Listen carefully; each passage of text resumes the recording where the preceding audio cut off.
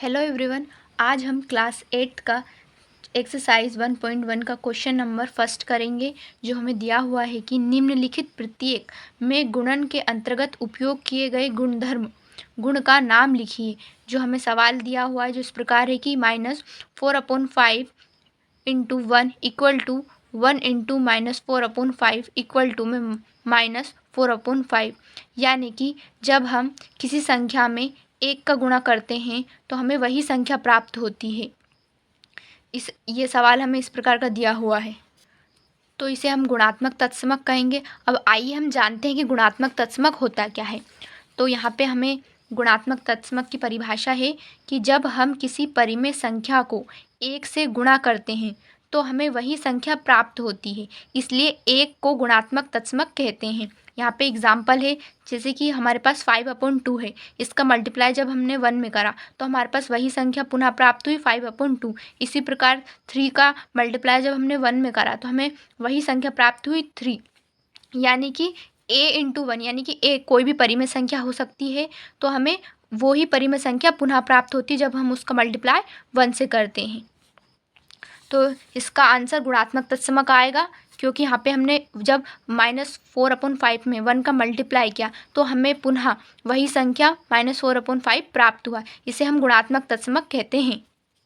अब next question हमें यहाँ दिया हुआ है कि -13/17 multiply by in bracket -2/7 equal to -2/7 multiply by in bracket -13/17।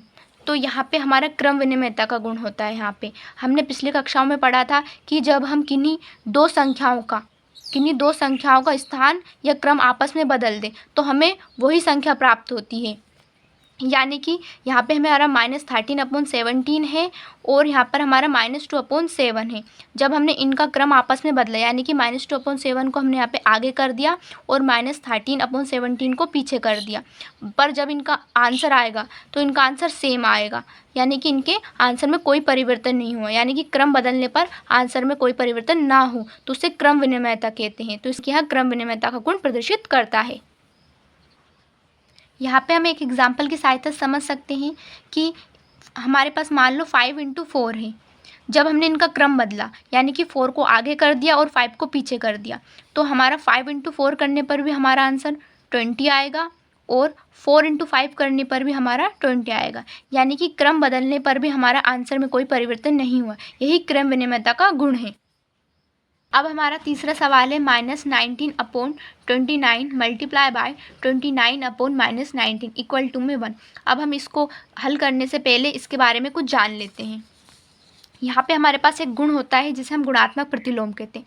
गुणात्मक प्रतिलोम क्या होता है हम इसे जानते हैं। किसी संख्या का गुणात्मक प्रतिलोम वह संख्या होती है जिसे मूल संख्या से गुणा करने पर गुणनफल 1 प्राप्त होता है। इसे संख्या का व्युत्क्रम भी कहा जाता है। यहाँ पे हमारे पास एक एग्जाम्पल है कि a multiply by 1/a equal to में 1, यानी कि a यहाँ पे हमारे पास कोई भी परिमेय संख्या हो सकती है, और जब हमने इसको व्युत्क्रम करा इसका, यानी कि उसको उल्टा किया, तो जब हमने इसको उल्टा किया तो 1/a लिखा, यानी कि a से 1 कट जाने पर हमारा 1 आंसर आएगा। यानी कि किसी संख्या को व्युत्क्रम करने पर जब आंसर हमारा 1 आ जाए तो वहाँ गुणात्मक प्रतिलोम कहते हैं। इसे हम संख्याओं के माध्यम से समझते हैं। मान लीजिए हमारे पास यहाँ पे 4 है, 4 कोई परिमेय संख्या है। अब हमने जब इसका व्युत्क्रम करा तो हमने इसका व्युत्क्रम हम ऐसे कर सकते हैं 1/4। तो जब हमने इसका व्युत्क्रम करा तो यहाँ 4 से 4 कट जाएगा, यहाँ 4 से 4 कट जाएगा, यानी कि हमारा क्या आएगा 1। तो यही गुणात्मक प्रतिलोम है।